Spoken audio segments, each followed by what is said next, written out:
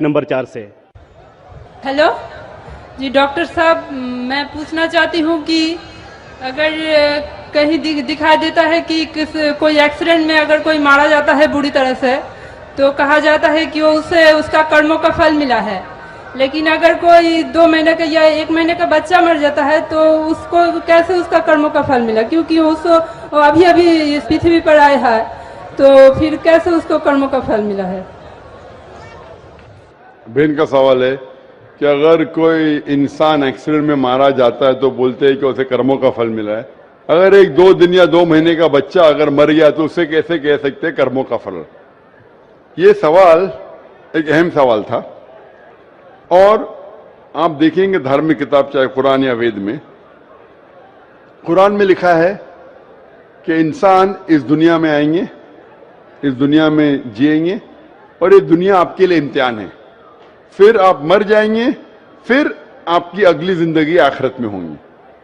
वेद में आप पढ़ेंगे, वेद में भी पढ़ेंगे, ऋग्वेद में जिल्द नंबर 10 में, उसमें लिखा है कि पुनर्जन्म, पुनर मतलब नेक्स्ट, अगला, जन्म मतलब बर्थ, पुनर्जन्म मतलब नेक्स्ट बर्थ, हूबहू जैसे कुरान में लिखा है, कुरान में लिखा है पुनर्जन्म नेक्स्ट बर्थ। लेकिन जो वेद के विद्वान इसको मान गए, लेकिन फिर ये कहने लगे ठीक है खुदा, ईश्वर, भगवान, अल्लाह वो तो जस्ट एकदम वो नाइंसाफी नहीं कर सकता है, नाइंसाफी नहीं देख सकता है। तो ये 2 महीने का बच्चा जब मर जाता है तो उसको काहे की सजा मिली, इसीलिए उन्होंने एक नई चीज को वजूद में लेके आए जिसे संस्कृत में कहते हैं संस्कारा। संस्कारा ये वेद में नहीं लिखा है, वेद में लिखा है पुनर्जन्म, मैं उसको मानता हूं। दूसरी किताब आप पढ़ेंगे उसमें लिखा है संस्कारा। संस्कारा means cycle of birth and rebirth, birth and rebirth. संस्कारा मतलब आप दुनिया में आएंगे, फिर मरेंगे, फिर आएंगे, फिर मरेंगे, फिर आएंगे। तो फिर एक नई फिलॉसफी, एक नई सोच आ गई दिमाग में, और कहने लगे कि इंसान, हर जीवित चीज अलग अलग रूप लेता है। अच्छे कर्म करेगा तो अगली जिंदगी में अच्छा रूप लेगा, बुरे कर्म करेगा तो अगली जिंदगी में बुरा रूप लेगा। सबसे अच्छा रूप है इंसान का, और इंसान बनेंगे 7 बार। बुरे कर्म करेंगे तो बन जाएंगे भेड़, बकरी, अच्छे कर्म करेंगे तो बन जाएंगे इंसान।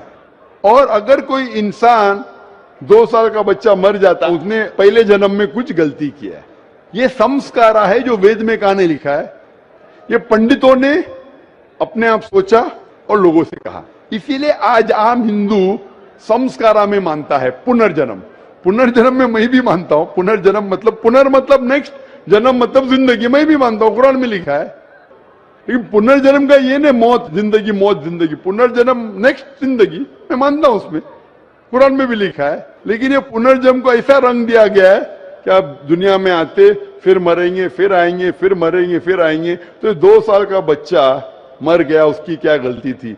तो ये लोग सोच नहीं पाए, लेकिन इसका जवाब कुरान में है कि 2 साल के बच्चे ने क्या गलती की, क्या गलती की, क्या नहीं की, उसके ऊपर कुरान मजीद में लिखा है। अल्लाह ताला फरमाते सूरह मुल्क में, सूरह नंबर 67 आयत नंबर 2 में, अल्लज़ी खलक़ल मौत वल हयाता, कि अल्लाह सुब्हानहू व तआला ने मौत और जिंदगी बनाई ताकि आप लोग को परख सके आप में से अच्छा अमल कौन करता है। तो ये जिंदगी हमारे लिए एक इम्तिहान है, और इम्तिहान के उसूल दिए गए हैं, और अल्लाह सुब्हानहू व तआला हर इंसान को अलग अलग तरीके से जांचता है। एग्जामिनेशन पेपर हर साल बदलता है क्या? नहीं बदलता है ना। अगर एग्जामिनेशन पेपर कठिन है, क्वेश्चन पेपर, तो उसका जो करेक्शन है वो एग्जामिनर आसान करता है। अगर एग्जामिनेशन पेपर आसान है तो करेक्शन कठिन होता है। तो इसी तरीके से कुछ लोग को अल्लाह ने गरीब बनाया, कुछ लोग को अमीर बनाया, कुछ लोग को सेहतमंद बनाया, कुछ लोग को बीमार बनाया। किधर भी नहीं लिखा है कुरान में क्या गरीब इंसान अच्छा है क्या अमीर इंसान अच्छा। یا صحت مند جنت میں جائیں گا یا بیمار جنت میں جائیں گا. اللہ تعالیٰ جانچنا چاہتا ہے کہ اگر میں اس کو امیر بنایا تو قرآن کا اصول ہے اس کو زکوٰۃ دینا چاہیے.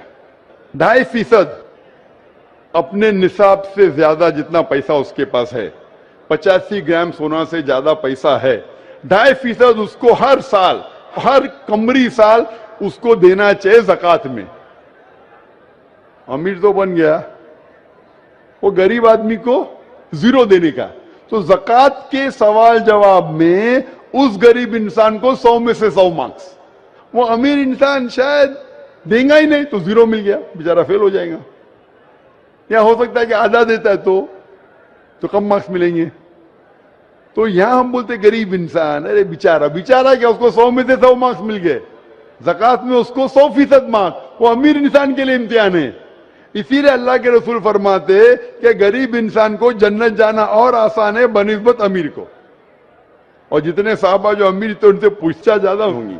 صحابہ تھے, اللہ کے رسول کے قریب تھے, پھر بھی ان کی پوچھتا زیادہ ہوئی. اللہ نے پیسے دے, کیا کیا اس کا تم نے, آپ سمجھ رہے نا. تو اسی لیے اللہ تعالیٰ ڈفرینٹ لوگ کو ڈفرینٹ طریقے سے ٹیسٹ کرتا ہے. کچھ آدمی کو اچھی صحت دیتا ہے, کچھ آدمی کو بیمار بناتا ہے. ابھی ایک انسان ہے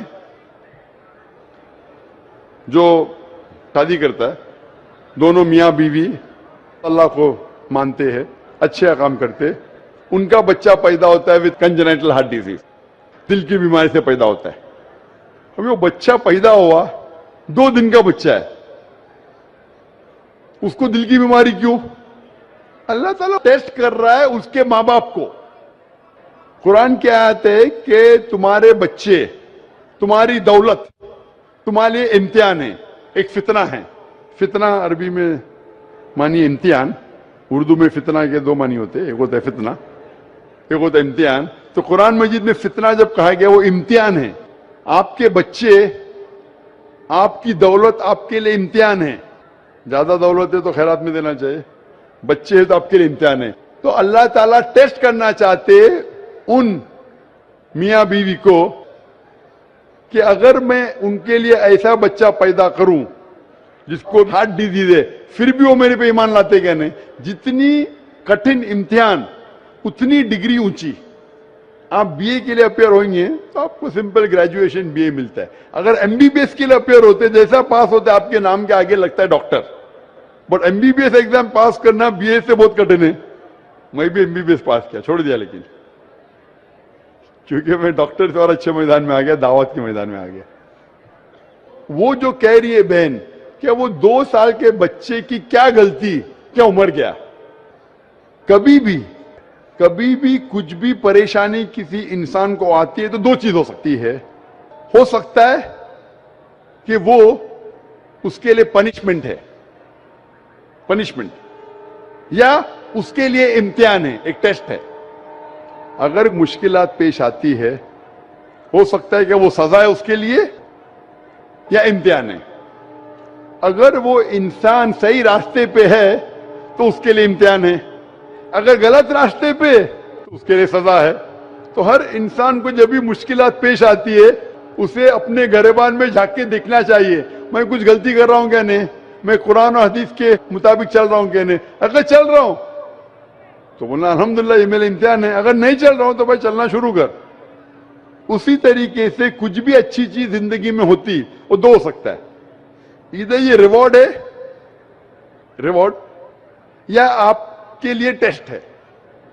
ہو سکتا ہے کہ آپ کے لیے کوئی انعام ہے یا آپ کے لیے امتحان ہے. تو یہ جو ٹیسٹ ہوتا ہے, ایک انسان کار ایکسیڈنٹ میں مر جاتا ہے تو اللہ تعالیٰ بولتا ہے یہ انسان کا ٹیسٹ ہے 40 سال کے لیے. 40 سال جو پورا ہو جاتا ہے اس کا ٹیسٹ ختم, گھنٹی بج جاتی, وہ ایکسیڈنٹ میں مر گیا. وہ بچے کا امتحان 2 سال کے لیے تھا, وہ بچہ معصوم ہے, کچھ غلطی نہیں کہ جنت میں جائیں گا. ٹیسٹ تھا اس کے والدین کے لیے, اس کے ماں باپ کے لیے, کہ ماں باپ جب 2 سال کا بچہ مرتا ہے پھر بھی اللہ پہ یقین رکھتے کیا نہیں. تو وہ بچہ اگر کوئی گناہ نہیں کرتا وہ ڈائریکٹ جاتا ہے جنت میں. وہ ماں باپ کا ٹیسٹ ہے کہ وہ بچہ مرنے کے بعد پھر بھی اللہ پہ یقین رکھتے ہیں کیا نہیں. تو وہ ان کے لیے امتحان ہے. کدھر بھی نہیں لکھا ہے قرآن حدیث میں کہ اگر وہ بچہ 2 سال کا ہے کہ اس کے لیے سزا ہے. وہ سزا کدھر ہے؟ اس کا امتحان ختم ہو گیا. 2 سال تک امتحان تھا, ٹیسٹ پیپر ختم. اور ہر بچہ جب پیدا ہوتا ہے وہ معصوم ہوتا ہے. بچہ اگر مرا تو انشاءاللہ وہ جنت میں جائیں گا.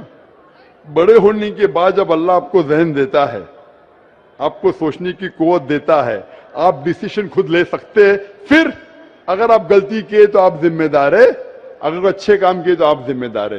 اسی لیے جب آپ بالغ ہوتے ہیں تو پھر آپ پہ ذمہ داری ہوتی ہے کہ آپ اللہ سبحانہ و تعالی خدا ایشور کی بات پہ عمل کر رہے ہیں کیا نہیں.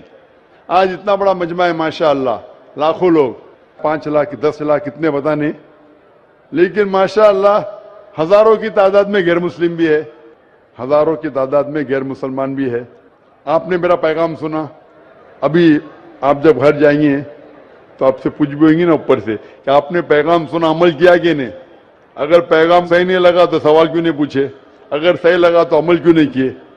تو اس طریقے سے اللہ تعالیٰ امتحان لیتا ہے لوگوں کا. اگر پیغام سننے کے بعد پھر بھی آپ عمل نہیں کرے تو آخرت میں آپ جواب کیا دیں گے؟ آپ یہ نہیں بول سکتے نا مجھے کسی نے نہیں کہا. وہ تھا ایک ذاکر آدمی جو تھا, بمبئی سے آیا تھا, اس نے تو کہا, تو آپ نے کیوں نہیں اس کے اوپر عمل کیا؟ اگر اس کا پیغام غلط تھا تو کیوں نہیں اسے پوچھا؟